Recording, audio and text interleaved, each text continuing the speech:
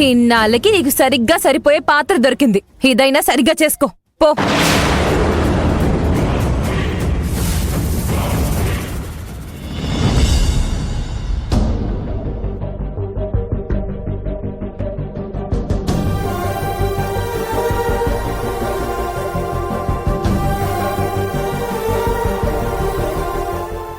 ఏంటభి, ఈ ఇంట్లోకి మళ్ళీ అడుగు పెట్టడానికి నీకు మంచి అవకాశం దొరికినట్టుందిగా. ఈ అమ్మవారి సేవలంటూ అత్తయ్యని బాగానే బుట్టలో వేసుకునే ప్రయత్నం చేస్తున్నట్టున్నావు. ప్రతిదానికి ఒక లెక్క, ఒక లాభం చూసుకునే నీకు బంధాలు అనుబంధాల గురించి ఏం తెలుస్తుందిలే. అవి నీకు తెలుస్తాయి అనుకోవడం బుద్ధి తక్కువ అవుతుంది. చూడు కనిష్క, కేవలం డబ్బుకి మాత్రమే విలువనిచ్చే నీలాంటి వాళ్లకి, నా వాళ్ళు అనుకునే వాళ్ళకి చేసే సేవలో ఉండే తృప్తి అర్థం కాదు. అది నీకెప్పటికీ అర్థం కాదు కూడా. నీ నీతులు, నీ సూత్రాలు నీ దగ్గరే పెట్టుకో. నాకు సూక్తులు చెప్పే ప్రయత్నం చేయకు. అంత తెలివి తక్కువ పని చేయటానికి నేనేమైనా నీలాంటి దాన్ని అనుకున్నావా? ఇలా నోటికొచ్చిన పేలా పనులు పేరడం నీకు అలవాటే కదా. అందర్నీ నీ మాయలో వేసుకోవడానికి వేషాలు వేయటం నీకు వెన్నతో పెట్టిన విద్య కదా. ఇప్పుడు సేవల పేరు చెప్పి ఇంట్లోకి అడుగు పెట్టావు. నెమ్మదిగా ఇంట్లో సెటిల్ అయిపోవడానికి ప్రయత్నిస్తున్నావు.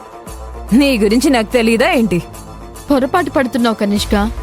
మా అత్తయ్య తనంతటి తానుగా నన్ను కోడలిగా అంగీకరించి ఇంట్లోకి రమ్మన్నప్పుడే, మనస్ఫూర్తిగా ఆహ్వానించినప్పుడు నేను ఆ ఇంట్లో కోడలిగా అడుగు పెడతాను.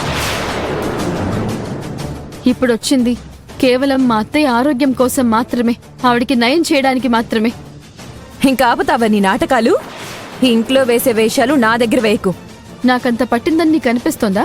నీలాంటి విలువలేని మనిషి దగ్గర నా విలువ పోగొట్టుకునేంత కర్మ నాకు పట్టలేదు. ఓహో, అంత విలువుందా? ఓ తెగరిచిపోయి మాట్లాడుతున్నావు. అది సరే కాని, నా ఆఫీస్లో పని మనిషి పోస్ట్ ఖాళీగా ఉంది. వచ్చి జాయిన్ అవుతావా? ఎలాగో ఇక్కడ ప్రాక్టీస్ చేస్తున్నావు కదా, మీ ఆయన నువ్వు కలిసి ఉద్యోగం చేసుకుందరు గాని. నా ఇంట్లో నా వాళ్లకి సేవ చేయటం, నీలాంటి మూర్ఖురాలి దగ్గర పని చేయటం ఒకటే ఎలా అవుతుంది? నీ దగ్గర పని చేయటం అంటే అది మతిలేని పని అవుతుంది. కాని అబే, తను నా బాస్. అది గుర్తుపెట్టుకుని మర్యాద ఇచ్చి మాట్లాడు. మా బాస్ గురించి ఇష్టం వచ్చినట్టు మాట్లాడితే చూస్తూ కూర్చోడానికి ఇక్కడ చేతకాని వాళ్ళెవరూ లేరు. అర్థమవుతోందా? ఇప్పుడు ఇంట్లో నువ్వు ఒక పనిదానివి మాత్రమే. ఆ విషయం గుర్తుంచుకొని పనిదానిలాగే ఉండు. మర్యాద అతిక్రమిస్తే అస్సలు బాగోదు.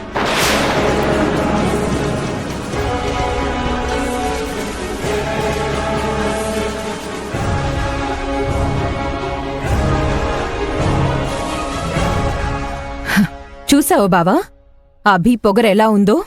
ఇది ఇంకో 2 రోజులు మీ ఇంట్లోనే ఉంటే ఖచ్చితంగా ఇక్కడే పాతుకుపోతుంది. ఇంట్లోనే తిష్ట వేసుకుని కూర్చుంటుంది. పని మనిషిగా వస్తేనే తన నోరు అదుపు చేయలేకపోతున్నారు. ఇక కోడలిగా ఇంట్లో అడుగు పెడితే ఏం చేయగలరు? ఏం చేస్తారో ఎలా చేస్తారో నాకు తెలీదు కానీ, మీ మంచి కోరే దానిలో ఒక్కటి మాత్రం చెప్తాను విను. ఎట్టి పరిస్థితుల్లోనూ దీన్ని మాత్రం ఇంట్లో ఉండనివ్వద్దు. జాగ్రత్త. నువ్వు చెప్పింది నిజమే కనిష్క. అబ్బిని మంచిదాన్లా చూసే రోజులు పోయాయి. ఆ నాటకాలకి తెరపడిపోయింది. ఇక అభి ఎక్కువ రోజులు ఇక్కడుండడానికి వీల్లేదు. ఏదో ఒకటి చేసి తన గురించి నేను చూసుకుంటాను.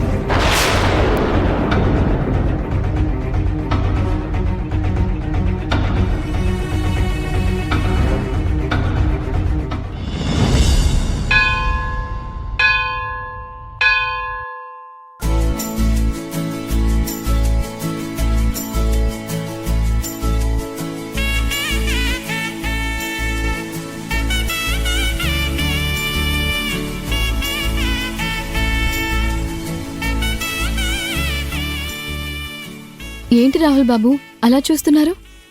ఎందుకో నిన్ను చూస్తుంటే నాకు ఇన్నాళ్ళు నేను చేసిన తప్పులే గుర్తొస్తున్నాయి. అవి గుర్తొచ్చినప్పుడు